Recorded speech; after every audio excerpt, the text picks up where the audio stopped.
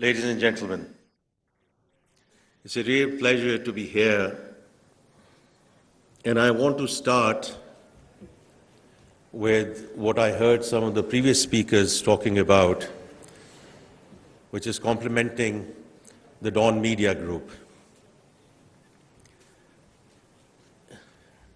I have always talked about two existential issues for Pakistan: climate change, population. Because while we talk about the economy and we talk about tomorrow and day after, the next month, the next year, in terms of economic recovery and how we move from stabilization to growth, the reality is that if we have to realize our potential in the country, and there have been various studies, and I keep on going back to the World Bank Group study, which, while Elango was here, that came out in terms of where we can go as a $3 trillion economy by 2047, by the time we get to 100. But for that, the roadmap that was laid out, it was very clear that these two existential issues have to be recognized and, more importantly, negotiated अगर हमने वो अपना potential पूरा realize करना है.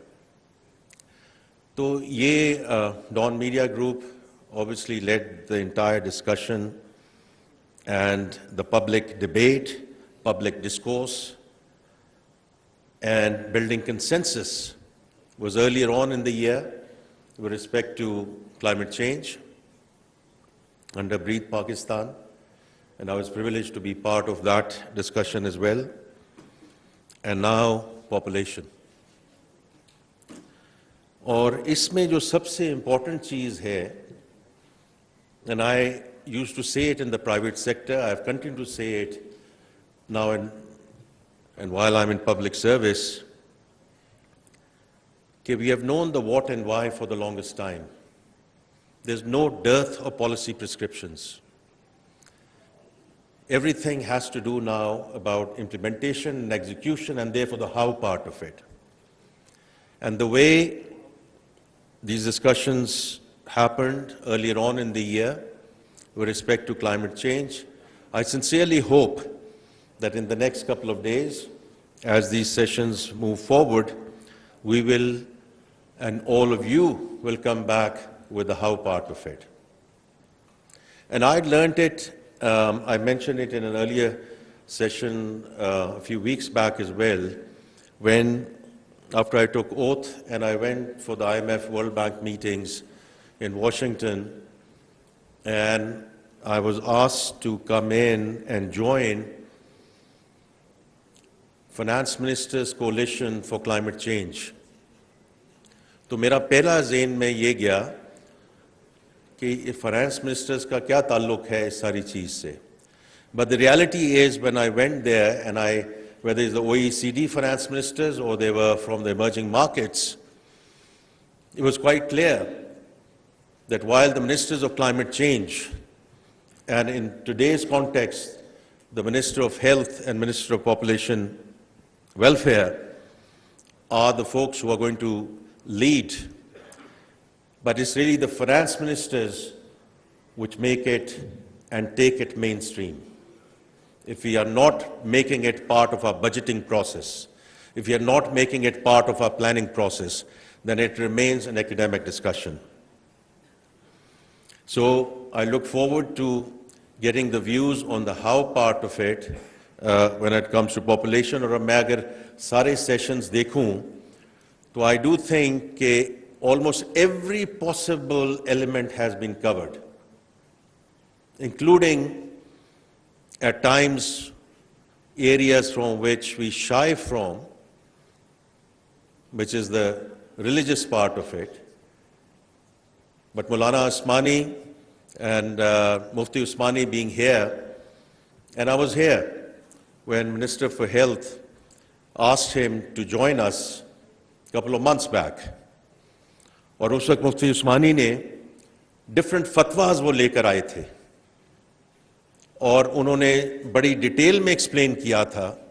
And I am hoping and assuming that inshallah when he comes here as part of his session he will do a repeat of that this has nothing to do with religion.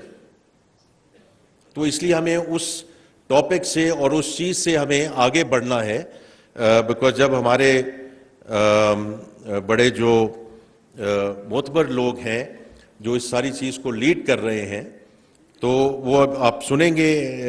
But I was very encouraged with that discussion because we cannot shy away from action because some of these elements, hold us back. With respect to the economy, I had a very detailed press conference yesterday, so I'm not going to go into that. In fact, a month back, with my very honorable cabinet colleagues, we also had a very detailed session with the press with respect to structural reforms, whether it's taxation, whether it's energy, SOEs, privatization, right-sizing, pension reforms, etc. But few things are very clear. Whether it's the climate change, whatever we do in terms of how we are going to move from stabilization to inclusive and sustainable growth, the GDP does suffer. The flooding this year is going to shave off roughly 0.5% from our GDP growth forecast. So it's real. And with respect to population, the real GDP growth number, wherever we grow, whichever nominal GDP number we get to, is clearly going to be a dampener if we don't manage it and if we don't control it. In that context, it's not only about the economy that we live in today, it's also about the new economy. Because when we talk about the population dividend and with 64% of our population under the age of 30, this is not about governments giving jobs. I think we have to get out of that mindset. It's the ladies and gentlemen who are freelancers today. It's the ladies and gentlemen who are leading our IT services. Ladies and gentlemen who are leading our IT economy at this point in time. We need to upskill them. We need to reskill them. That's how we are going to go forward with respect to this population dividend. और उसमें AI, digital infrastructure, blockchain, Web 3.0. मैं अभी अली चीमा साहब को अभी ये कह रहा था कि इनको मैं मुबारक दे रहा था कि a Pakistani who has done, American Pakistani, who has done extremely well for himself, and I had the privilege of meeting him in New York on the sidelines of UNGA, who has donated money at your institution to set up blockchain. अगर आज हमारे बच्चे और बच्चियां, they are writing codes at $2, $3, $4 per hour, and if they come up the curve through your institution, sir, and other institutions as we scale it up, and if they can start writing codes at $12, $13 per hour, they help themselves and they help the country. So the new economy is very, very important. Whether it's, as I said, AI, digital infrastructure, Web 3.0, blockchain, crypto, as we go forward. And I mention it because we keep on talking about how we're going to grow our economy, but the latest chain analysis shows that we are now, as a country, number 3 in terms of crypto participation. It used to be number 10, we are now number 7, and now we're number 3. And it's very important in the context of population, it's very important in the context of youth, because all of us, or most of us, I see a lot of young men and women here, don't take me wrong, but a lot of us are going to fade away. It's this population which is going to lead the country, and therefore having the Virtual Asset Regulatory Authority so that we can take this discussion forward for the young ladies and gentlemen who are participating in this activity, but in a regulated way. Now, 2.55% is a statistics. I'm sure all the speakers before me must have talked about it. And I'm sure Country Director Malomo is going to talk about this from a World Bank perspective as well. But the issues related to that 2.55%, if we just leave the GDP number outside, 40% of Pakistani children under the age of 5 stunted. Now, this is intellectual poverty. This is our future workforce. This is the future leadership of Pakistan, which, as they enter with a handicap which we can ill afford. The second one is learning poverty, especially girls out of school. And again, every study, whether it's in Bangladesh, whether it's others, everything that has been talked about is the women participation in the workforce. And therefore, getting these young women back into schools so that they become part of the productive workforce, inshallah, as we go forward. I think the point that Dr. Arif, if I understand correctly, I was just listening to you, and you're absolutely right, because a lot of our premises is based on the fact that if at times we say that 39% of Pakistan is urban, the reality is urbanization has been on the rise. And I do believe that roughly 88% of our population now lives in areas with urban characteristics. And therefore, the context of urban poor, and therefore, ये doctor साहब मैंने आपके भी session में ये मैंने बात की थी कि पॉपुलेशन काउंसिल को भी इस पे ज़रा फोकस करना चाहिए, because in the कच्ची आबादीज, the failure of water, sanitation, hygiene, I think it's going to be very, very critical. Because when I talk about stunting, the reality is we have done interventions on the food side. But the reality is that all of this comes together, whether it's sanitation, is clean water, is spacing between the childbirths. If we want to address stunting, we'll have to do it in a very, very comprehensive way as we go forward. और फिर जो interconnectedness है उसकी हम पहले बात कर चुके हैं कि अगर पॉपुलेशन डिक्रीज होती है उसका कार्बन एमिशंस में, although from our perspective is very much around adaptation, but still everything that we need to do in terms of contributing to emissions coming down is also critical. Now, how do we take it forward? Because हर जगह ये बात होती है कि the how part also needs financing.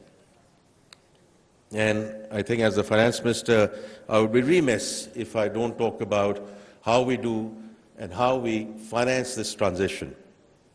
Well, I will start with the multilateral support and the support especially from ADB, and then with President Ajay Banga and the 10-year country partnership framework.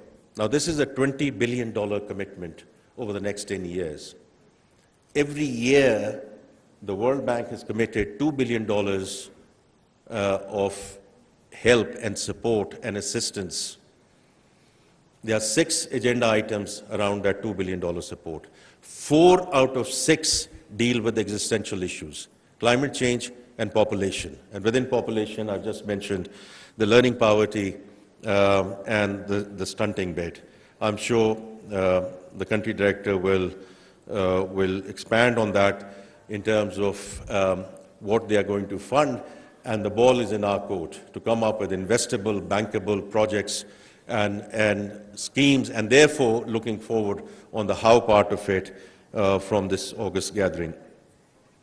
The second is what is in our control, and I do think that's very, very important, because for everything we cannot run to our multilateral partners.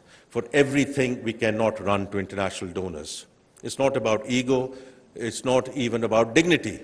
It's about the resources that we have and making sure that we repurpose these resources and this funding for what we really require in this country. starting with the flooding. So there was a big discussion whether we should go into an international appeal right away. And the government and the Prime Minister decided we are not going to do that, and I think he was absolutely right. Because we have negotiated in terms of rescue and relief. अगर हम वो भी नहीं कर सकते अपनी resources के साथ, इतना बड़ा मुल्क है, 24 करोड़ का ये मुल्क है, ये न्यूक्लियर कंट्री है, and every time कोई एक आफत आती है और उसमें हम फौरी तौर पे भागते जाएं बाहर, ये मुनासिब नहीं है. And I think the provinces and the federation have shown that we can fund the rescue and relief. और आगे रिहेबिलिटेशन और रिकंस्ट्रक्शन की बात होगी, जहां वो है, हमारे ऑलरेडी फंडिंग अवेलेबल है, because we can not continue to take loans to fund these situations. कोई ग्रांट आती है तो जरूर आए और हम उसको लेंगे, लेकिन ये जो फंडिंग और जो फाइनेंसिंग है और लोन्स लेके इसको हम आगे नहीं लेके जा सकते. तो I think in that context using our own resources is going to be very critical. इसमें NFC की भी अब बात होती है, और I'm sure during the course of a couple of days this is going to come up. This is not about us against you or against them or whatever. ये तो सारी चीज़ वैसी consensus के साथ आगे चलनी है. And part of that is horizontal indices, including the population part of it. And therefore, I look forward to very constructive discussions, inshallah, with the chief ministers, the finance ministers, during the course of this week and as we take forward. And I'm very sanguine कि जिस तरह हमने पिछले साल National Fiscal Pact को sign किया था, और ये फेडरेशन और सूबों की मुशावरत के साथ ये हुआ था, तो इसलिए हम इसको बिल्कुल कंसेंसस के साथ इंशाल्लाह आगे लेकर चलेंगे. But this is about self-reliance and self-funding. And the last thing I just want to mention, because I'm also conscious of time, because other speakers have to talk as well, that this has to go beyond our immediate resources. Private-public partnership, I think, is going to be absolutely critical as we go forward. So in that context, the social impact financing framework, which has now been established, and I'm sure Country Director of World Bank is going to talk about it as well. This time around, whichever funding resource we are using, it has to be linked with outcomes. It's not about tracking dollars spent, because we've had enough dollars. We have had enough dollars. And we've had billions of dollars coming in, but there's not much to show. And therefore, it has to be linked with outcomes. And therefore, from the government perspective, we need to be held accountable in terms of where this money is being spent and how this is being spent.